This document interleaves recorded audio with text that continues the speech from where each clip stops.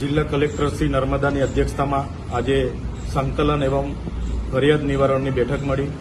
એમાં પદાધિકારી તરીકે જિલ્લા પ્રમુખશ્રી અને અમે હાજર રહ્યા, સાથે તમામ શાખા અધિકારીઓ, જિલ્લાના ડીડીઓ, ડીસીએફ અને પોલીસ અધિકારીઓ સહિત નિયામકશ્રી સહિતની જિલ્લાની પ્રજાની જે સુખાકારી યોજનાઓ છે તેની અમલીકરણ બાબતોની ચર્ચા થઈ।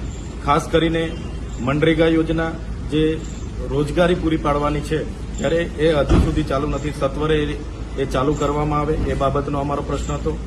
અને બીજી કે જે અંકલેશ્વર અને ડેડિયાપાડાને જોડતો નેશનલ હાઈવે છે ત્યાં કરજણ નદી પર જે એંગલ મારીને વાહનો માટે બંધ કરવામાં આવ્યો છે, ત્યારે બસ સુવિધાઓ અને માર્કેટમાં જતા વાહનો માટે એ એંગલ હટાવીને સુવિધાઓ ચાલુ કરવા માટેની આજે વહીવટીતંત્રને અમે રજૂઆત કરી છે।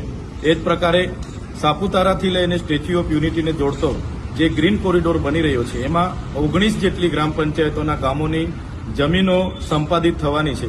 ત્યારે અમે સરકારશ્રીને કીધું છે કે હમણાં જે ગ્રામસભાઓ લેવામાં આવી 16, 17 ને 18 તમામ ગ્રામસભાઓના ઠરાવો નામંજૂર થઈને આવ્યા છે, તો આ પ્રોજેક્ટ રદ કરવામાં આવે, કાં તો એમાં શું વળતર જંગલ જમીનના, રેવન્યુ જમીનના, ઘરના, કૂવાના, બોરના અને જમીનોના શું વળતર આપવાના છે તે લોકો સામે મૂકીને ગ્રામસભાઓ લેવામાં આવે એ વાત પણ કરી છે।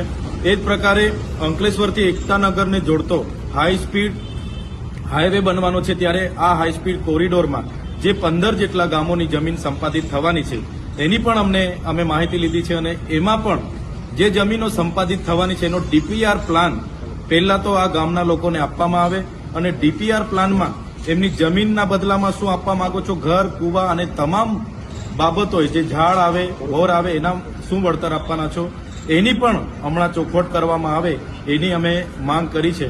એ જ પ્રકારે વન વિભાગ દ્વારા હમણાં મોસદાથી ડુમખલનો રોડનું કામ બંધ કરાવવામાં આવ્યું છે। એ જ પ્રકારે ગાળદાથી ખામનું કામ બંધ કરવામાં આવ્યું છે। એ જ પ્રકારે ફુલસરથી દુથરના રોડના અને બીજા ઘણા રોડોના કામો બંધ કરાવવામાં આવ્યા છે। ત્યારે રિસરફેસિંગ માટે કોઈ પણ એફસીએની કોઈ મંજૂરીની જરૂર ન હોવા છતાં વન વિભાગ પોતાના મનમાનીથી આ રોડોના કામો બંધ કરાવે છે, ત્યારે એ પુનઃ તાત્કાલિક ધોરણે ચાલુ થાય એ પણ અમે વાતો મૂકી છે। એ જ પ્રકારે બીજા લોકહિતના ઘણા પ્રશ્નો આજની જિલ્લા પંચાયત સંકલનમાં અમે ચર્ચામાં મૂક્યા હતા અને તમામ લોકોએ આમાં ચર્ચામાં ભાગ લીધો।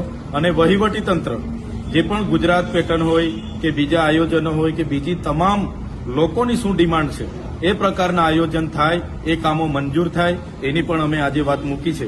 બીજું કે જે વડાપ્રધાન શ્રીના